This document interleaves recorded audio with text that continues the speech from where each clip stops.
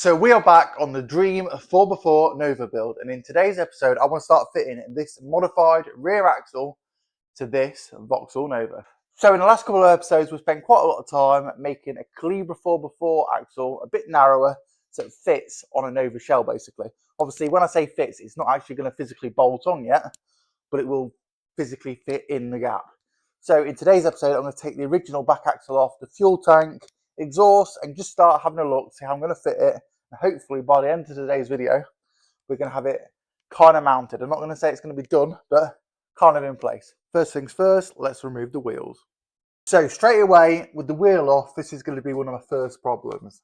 Now, standard wheel arch isn't in bad condition. It has been repaired a couple of years ago. I did repair it. There's a video of that, and it looks pretty good in here. However, the wheels I'm using are an inch wider than this, and basically the outside of the wheel is going to be in exactly the same place.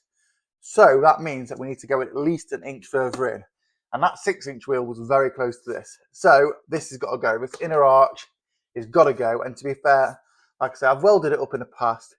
The repair's done okay, but there's bits I'm not happy with. So it gives me a good opportunity to cut all the original rot out and just start again. Then I take the full exhaust off, followed by cracking off all the brake hoses, disconnecting the brake lines, followed by the handbrake cable. Now this needs slackening off first, a little bit fiddly, but it does come off eventually. Luckily the cable's not that old. I unbolt the lower shock mounts, let the axle drop down. Now there is some weight on the axle, I've put the stand underneath it, and I can drop it down, pull the springs out, and unbolt 2 M10 retaining bolts for the axle.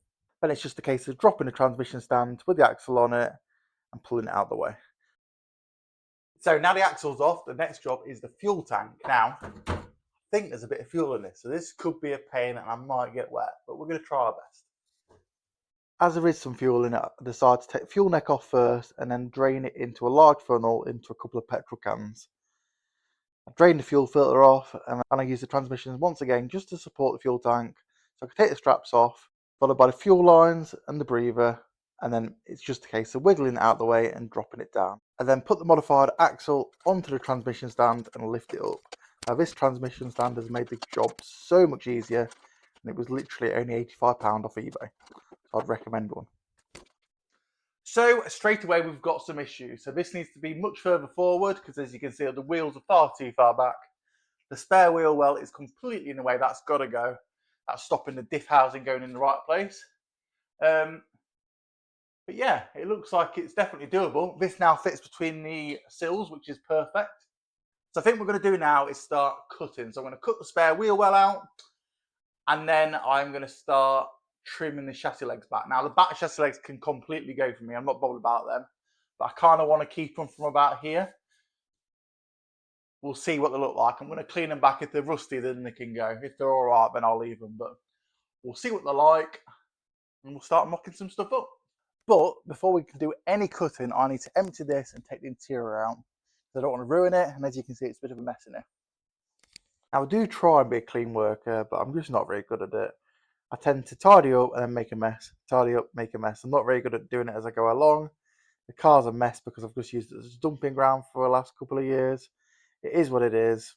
I'm never going to be a perfect guy in that sense. Right, back to the car. So now it's got a lot of weight removed. The back end is very light on lift, and I don't want it to fall off. So I'm just putting a ratchet strap around the quarters to hold it onto lift arms. So there we go, that's all stripped now, as you can see. And for those who think this is sacrilege doing this to such a good SR, this is one of the reasons I'm doing it. If you look in this boot, it's not very tidy, it's had loads of bad repairs, and generally it's just not good. So I'm not happy with any of the back end, I'm not happy with the back arches. So all this can go and I can make it much nicer, I hope. So I'm going to start by cutting all this boot section out here, just the spare wheel well area. I'm going to do it loosely and quick, just so I can get it gone and see what I'm working with. And I'm going to do that using this Lidl branded Parkside plasma cutter. Now a YouTube subscriber of mine, Adam, very generously donated this to me. So it's very good of him. He said he doesn't need it, doesn't use it anymore, so I can have it. So this is going to make this job a lot easier, and it's going to save on cutting this. So let's get it fired up and see what it does. Oh, how wrong was I for saying that? So that didn't quite go to plan, so I started cutting it, was doing okay, and then the end melted. I burnt the tip, so I don't know what I've done really. I might have been using it wrong. I need to do a little bit more research. I think you can get new tips anyway. So yeah, sorry Adam, I think I broke it already. Back to the grinder, unfortunately. Right, let's carry on. So the original plan was just to remove the boot floor and use a steel ruler to make a nice straight square edge, something I can butt up to later down the line. So I'll start by doing that. As it's only thin metal, the 4.5-inch grinder makes light work of it, and before we know it, it's out. The chassis legs, however, are a little bit more difficult as they're much thicker and much wider. So out comes the 9-inch grinder. I don't use this very often. So if I'm honest, it's a bit scary, but it does make the job much easier. So to start with, I just do rough cuts. The whole idea of this is just to remove the material. I can then neaten it up later down the line, but I just want to make the space to start off with. So there we go, one chassis leg kind of roughly cut out. Obviously I'm going to trim it back much more than that, but I just want to show you this. So look at all this hidden rust. So back panel rotten, end of the chassis leg rotten. It's been repaired before, looked okay on the outside. In here, again, loads of rust. In here, loads of rust. I mean, yeah, it's solid enough. It's not going anywhere yet, but you know, another 20 years time, what's it going to be like there? Back panel again, look, rotten there. So my plan is I'm going to cut it kind of down here. I want to keep this bit of the floor section. So I reckon I'm going to kind of cut roughly around there. So it's a bit scabby there, but I think the sides aren't too bad. And then just go from there, see what we're working with. Obviously I still need to trim this right back. But yeah, you get the idea. So I used some silver aerosol I had laying around just to roughly mark the inner arch. Then I go over the top of it with some Sharpie. This just makes it a bit easier to see because obviously it's black paint and Sharpie doesn't show up too well on that. I trim the arch right back and then start removing the front of the chassis leg. Now I didn't want to do this, however it wasn't in very good condition, so off it came. So I decided to take the whole rear chassis leg off. Now the reason for that is it was scabby on this inside here. You see it there, there's still a bit left. And I'm just not happy with that. I don't want it to be rusty, I want it to be perfect. So I'm going to cut all this away. And then I'm going to put a whole new cross member across like that. And if you look down here, you'll see a lot more of the rust. That's the inside of the bit I've just cut off. And as you can see, it's pretty scabby. Yes, it's still very strong. It's still very thick, as you can see. However, I just don't want it. We can do better. So it's gone. Right, as you can see, I am very hot and sweaty. So I'm going to call it a day for this side. I think I'm going to do the other side off camera because it's basically the same process. Next time you see me, we're going to start cleaning things up and fitting a cross member across to mount the axle. Right, so it's a couple of days later, but I have been working behind the scenes. Now, both chassis legs have been removed, as well as both inner and rear arches. So I've removed the legs right up to the inner sills, and my plan is to start making a cross member what goes across now, which I can attach to the front of the axle to. Right, cross member wise, we've got some 100 by 50mm box sections, 3mm thick, and it's going to weld on top of the inner sill where the original bracket was, where it would have welded to the chassis leg. So this is going to fit here perfectly, I hope. Like so. So I hope this is nice and clear for you, but as you can see, it's sat on top of the original mounting point. So it fits there really nice. It's also in line with the tunnel perfectly. So my plan is I'm not just going to weld it on like that. I'm going to weld a plate across the back here. We're just going to spot weld to the inner floor bit all the way across using some 2mm, so that's nice and thick as well. We're going to spot weld it here like it would be originally, or shall I say plug weld it. And then I'm going to make a template out of cardboard, and then I'm going to box this in again using some 2mm. So that's going to be proper square and proper solid. But before I do all that, I want to do some more prep. So what I want to do is put loads of captain nuts on this. So I want 2 M10 captain nuts to hold the front of the subframe. And I also want a selection of M8 captain nuts. Now the M8s will be for things like fuel pipe clips, handbrake cable mounts, exhaust mounts, anything like that. So I'm just going to put a selection through roughly where I think they're going to need to be. And hopefully they'll come in handy. If I don't use them, I don't use them. But in the future, I will have something to bolt something to, should I need to. Right, so I'm going to quickly put the subframe back into position, mark the subframe roughly where I'm going to want to mount it. Then I can take it all off, mark it all up properly, drill the holes and do all the fabrication off the car. Out comes the stand once again, and I jack it back up into roughly the right place. Obviously not perfect, just roughly, so I can mark the cross member. I then use a set square, a Sharpie and a ruler just to get all my measurements bang on in the right place. So as I said earlier, we've got 2 M10s and 4 M8s. So the M8s are just going to be for random things. Might not even use them, but I thought I'd rather have them there than not have them at all. I then pre-drill the backside of the cross member and use a £1.50 Temu hole saw to cut some big holes in the back. Now I've done this so I can get the welder in, so I can weld the nuts in and make them nice and strong. Right, so holes are drilled, all cleaned up now. I've enlarged these to 8.5mm and 10.5mm for the end, which is the correct size for a 10mm bolt and an 8mm bolt. Right, now I need to weld the nuts on. So what I'm doing, I'm literally putting a bolt through with a nut on the other side. I've cleaned the nut up, just hold it in place and I can weld it into place. Now these are obviously going to be a captive nut, so I'm just going to put a bit of weld around them. It might be too much, but just a bit so they don't break off in the future. And that's it. So these holes are hopefully going to help with that. So I'm just using standard nuts, but what I'd always recommend doing is cleaning off the BZP coating, which is bright zinc plating from memory. This just helps penetration and stops it splattering to start off with. Another top tip is to bolt the nut in using just a normal bolt from the reverse side. This does two things. A, it holds the nut in place while you weld it, and B, it stops welding splatter going inside the threads. So it's the next day, we're back in the garage and we're going to carry on with the subframe and mounting this four-wheel drive axle. Right, so I've just cleaned up the offcuts from the back of this. So these are the bits I've drilled out. This is the bit out the centre. I've cleaned them up. I've drilled a 10.5mm hole in it. And what I'm doing, I'm welding them to the bottom of the cross member. And the reason I'm doing that is it's going to have a poly bush on top of this. And it's just going to give it a little bit of spacing, just in case the bush does wear. It's going to stop essentially the metal on metal bit, which we don't want. So it's just to space it out, really.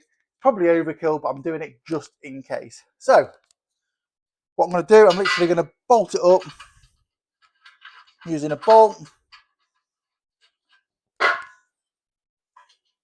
and then weld it into position.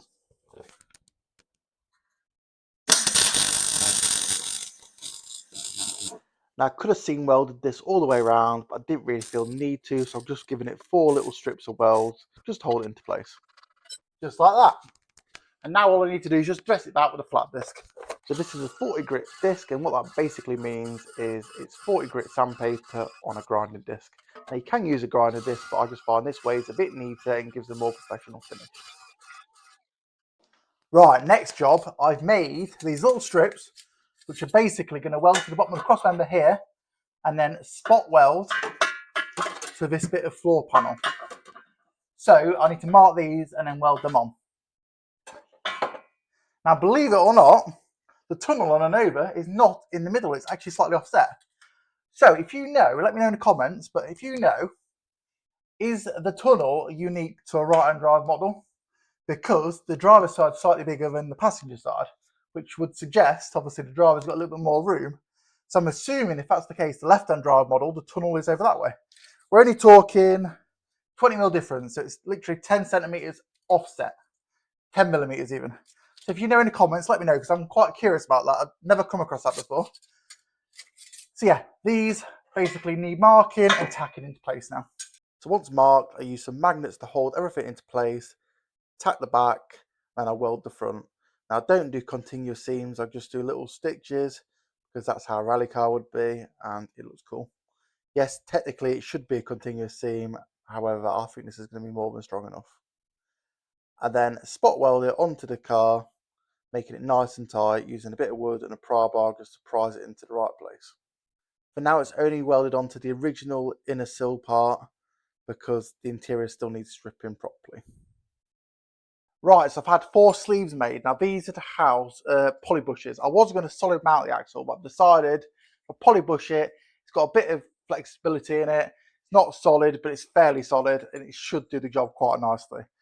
So I've ordered the bushes. I've been waiting a couple of weeks and they haven't arrived. Now I want to get this car this video wrapped up in the next couple of days because I'm going away for a few days. So what I've had to do, I've welded, just tacked a couple of M10 penny washers on to act as the bush. So then we can start making the rest of the mounts up. So Not ideal, but it will do for today. So this is essentially going to bolt into here.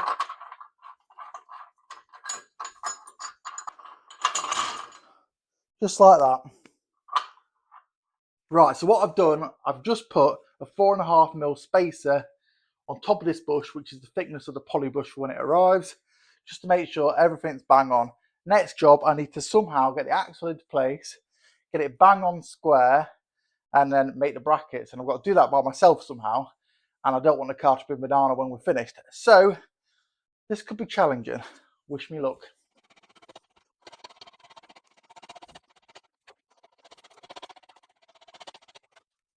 Right, obviously that is too far forward. So I'm going to come this way a little bit. Oh God, how am I going to do this by myself? I really could do with another pair of hands from time to time. I'm not going to lie.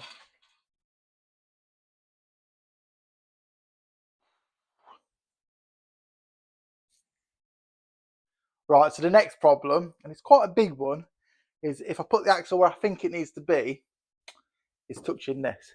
Now, I can have it lower. Obviously, the arms are adjustable, but I don't really want the arm angle like up here. So I want good, well, not a lot of arch clearance here, if I'm honest. I want good arch clearance in the sense that I don't want it to look like it's a monster truck. So I don't want to cut this out really. I wanted to retain this. However, for it to work, I can't see a way around it. So I'm going to cut this off now. And I guess if it was going to be easy, everyone would do, wouldn't they? So here's what it is. Let's get cutting. This is exactly the same process as the inner arch. Bit of silver paint, and then use a straight edge with a Sharpie to mark it. Followed by 4.5-inch grinders to cut it out. Right, let's lift the axle back up again. I'm getting good at this.